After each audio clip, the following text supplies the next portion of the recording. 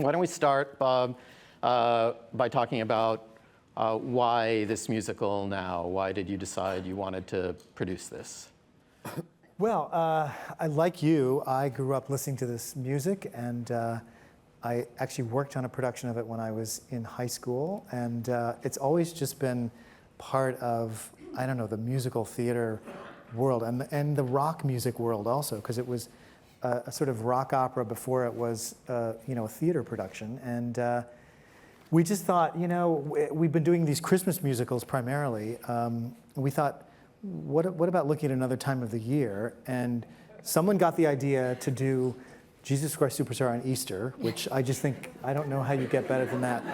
Scheduling-wise, I grew up watching the Ten Commandments on ABC for a lot of years, and they've moved them to Saturday, so I thought Sunday was ripe for the taking. So I called Craig and Neil, and I said, what about Superstar? And Mark Platt, who's our other exec producer who's not here tonight, and everybody really fell in love with the idea.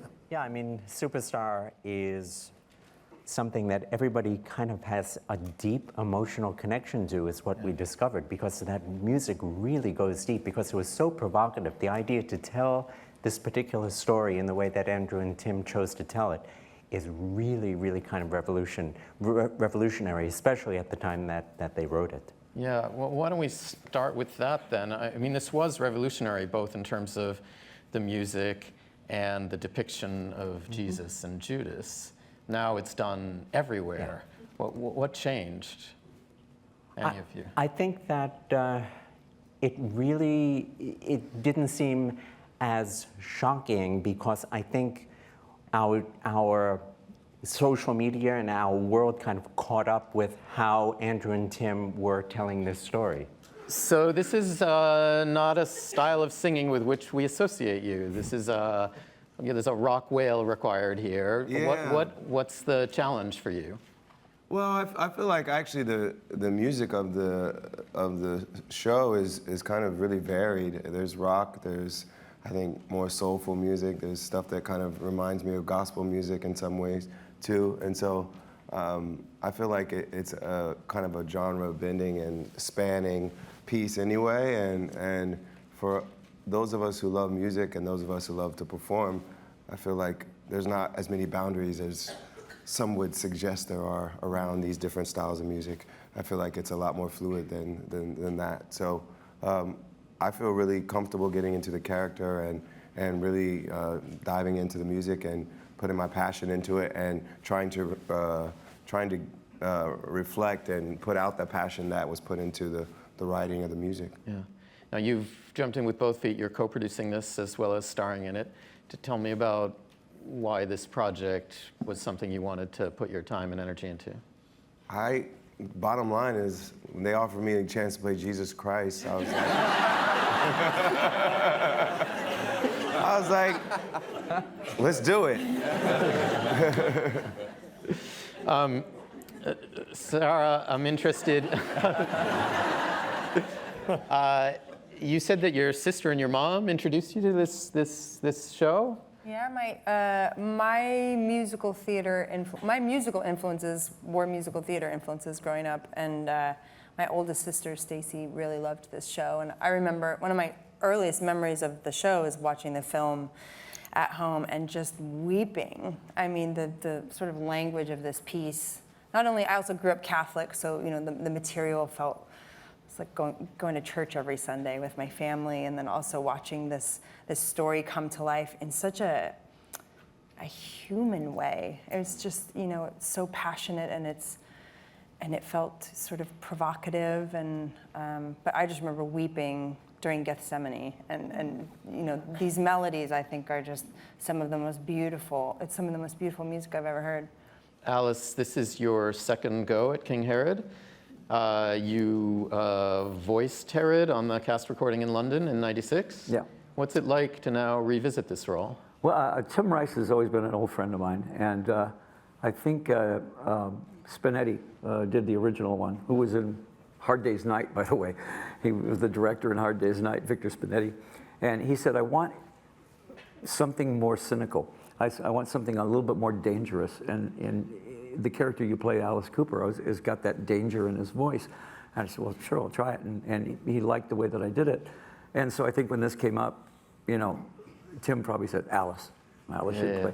I never get cast as Jesus, you know.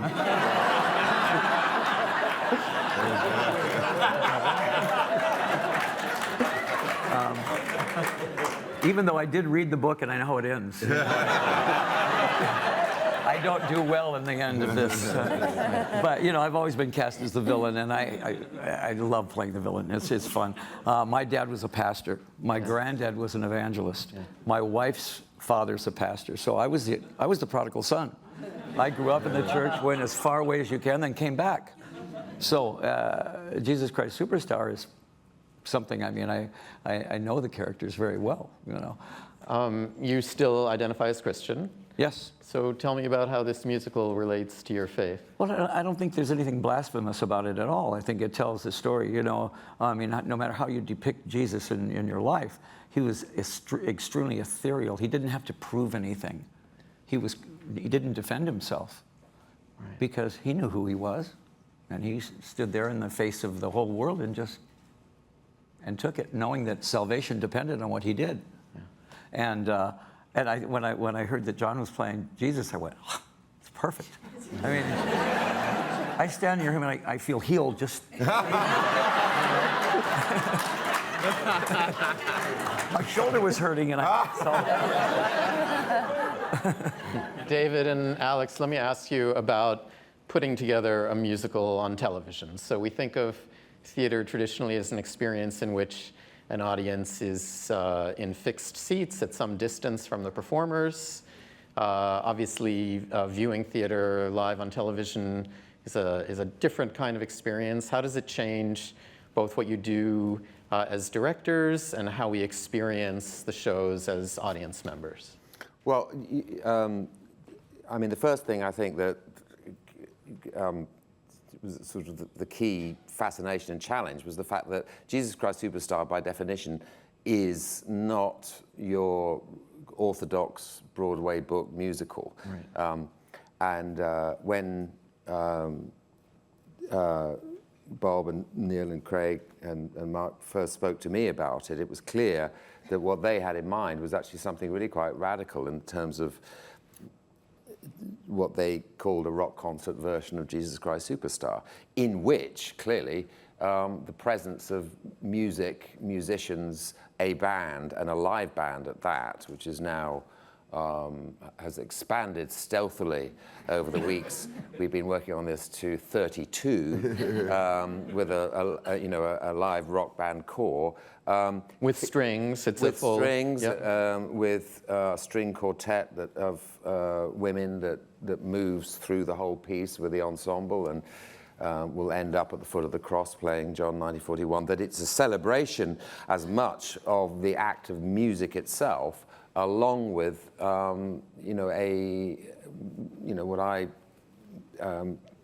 tell the company is a great rock passion play ultimately, and so from a theatrical point of view, I would say that making the music itself and the presence of rock music and all of our associations with music makers, be they John, Sarah, Alice, it's part of the wonder of this piece that is now in our DNA, or the DNA of generations, and the fact that we're able to bring together these three artists into the same world is an amazing piece of theatre. So from the point of view of the genre of a live telecast of a theatre piece, this, and my sense of these live telecasts in a fascinating way as a predominantly theatre director, has been that each one has been a kind of evolution upon the previous one, and that we've long left behind the notion of pointing cameras at a stage set, and now it actually has to involve something that's actually alive, living in front of the camera, and we've included in our 32-piece orchestra the requirement to have a live audience of more than 1,200 people, some of whom are standing 2 feet away from the lip of the stage, because the event itself is a live event, I mean, in every sense. And that has been particularly exciting, you know, to me, to think of how we're going. It is, you know, in my mind, going to be one of the most fabulously romantically organized pieces of reckless television. And that is the point. And that is the point of Jesus Christ Superstar, because, you know, it's one of those great rock musicals that should, if it works, and it did to me when I was 14 years old and blew my entire week's budget on getting a ticket to sit in the Gods to sit at the Palace Theatre back in the 70s. You just come out of it going, yes. So from my point of view, it's pure theatre, pure television, pure passion, and I simply don't know what the distinction would be.